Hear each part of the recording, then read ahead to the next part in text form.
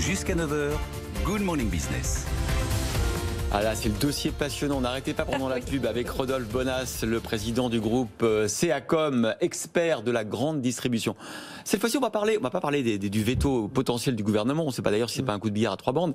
On va parler des synergies possibles entre Carrefour et Couche-Tard, le groupe canadien qu'on découvre. Bien sûr. Enfin, nous, vous, non, mais nous, on le découvre. Est-ce que ça a du sens, cette opération? Alors, c'est vrai que quand on regarde industriellement, les groupes sont quand même très très différents. On l'a déjà dit plusieurs fois. Couche-Tard, 70% de son chiffre d'affaires, c'est des carburants. Ouais. Le reste, c'est un peu d'alimentaire et d'épicerie.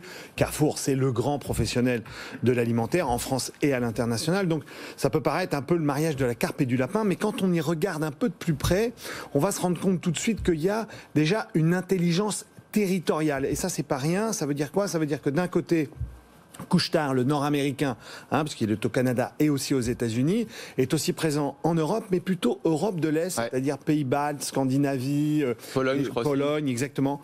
Et alors que Carrefour est plus présent en Amérique du Sud et en Europe de l'Ouest. Donc on voit que là et si ça ouvre à Carrefour les portes de l'Amérique du Nord, des États-Unis. Alors oui, il faut savoir c'est vrai. Alors il faut savoir que déjà Couche-Tard a déjà racheté un réseau alimentaire aux États-Unis, un petit réseau Circle, mais ce réseau-là, il faut savoir que c'est la small box qu'on appelle, si vous voulez, c'est des petits magasins. Et Carrefour, c'est quand même le roi des plus gros magasins. Donc là, oui, il y a peut-être aussi des synergies, d'essayer de se dire, est-ce qu'on pourrait apprendre à se connaître de façon à faire en sorte que nos expertises puissent se croiser. Et puis plus généralement, quand même, Rodolphe, la grande distribution française va pas très bien, à part les groupes d'indépendants, les Leclerc et Intermarché qui s'en sortent bien.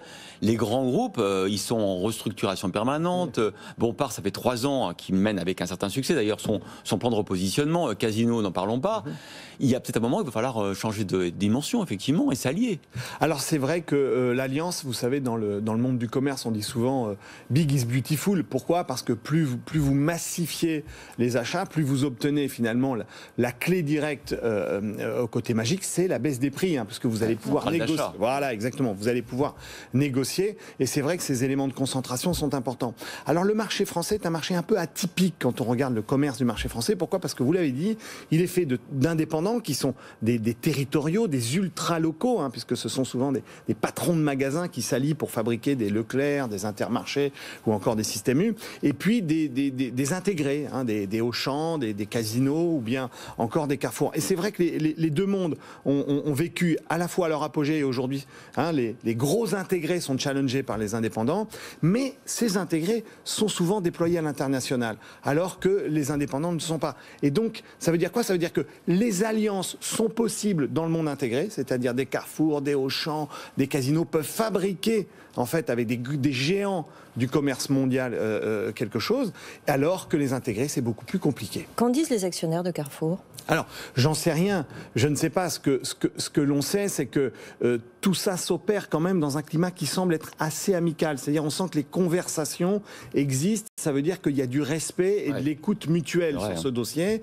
Donc, j'imagine quand même que les actionnaires valident ou accompagnent cette démarche. Après, ce serait une question de prix, parce qu'on a entendu le prix de 20 € par action, mais c'est que le début de la négo. Oui, ça peut monter, et ça nous donne aussi un deuxième éclairage, et qui est presque un éclairage français et quasiment mondial. Ça veut dire quoi? Ça veut dire que le bon vieux commerce physique avec des magasins a de l'intérêt. Et pour ça, c'est un élément qui est assez significatif. On se souvient de Amazon qui avait racheté Whole Foods, vous vous souvenez, aux États-Unis. On s'était dit, tiens, tout d'un coup, ce géant du net qui s'intéresse à du physique, eh bien, on se rend compte que les grands acteurs du commerce physique ont encore de l'avenir devant eux.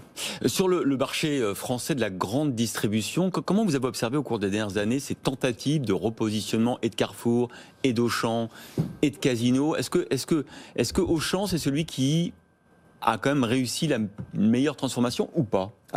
Alors Auchan ou Carrefour ou Casino, c'est vrai que tous ont à la fois des modèles qui sont assez différents. Si on les prend très rapidement, Casino est vraiment le champion de l'ultra proximité. Et c'est vrai qu'il a des enseignes très agiles qu'il arrive à positionner dans nos centres urbains. Parfois on les voit, parfois on se rend même pas. Voilà, des Monoprix, des Franprix.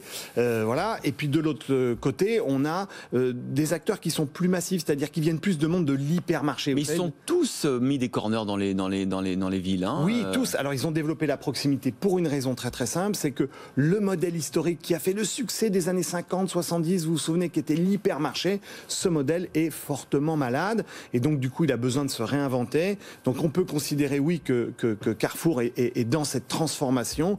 On a vu ses résultats à fin juillet qui n'étaient pas si mauvais que ça.